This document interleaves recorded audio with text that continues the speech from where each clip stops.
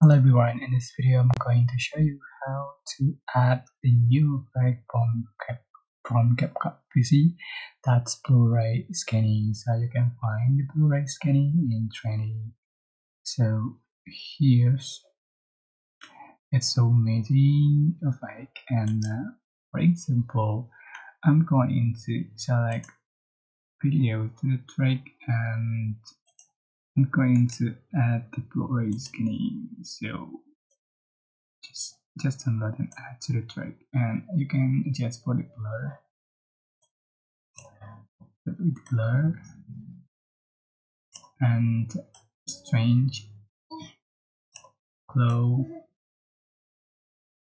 range, and then speed,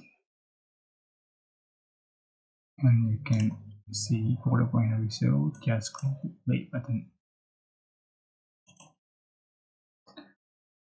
Alright, that's it, and it can applies to photos as well. So I hope this tutorial was helpful for you. Don't forget to like, comment, share, and also subscribe. Thank you so much for watching.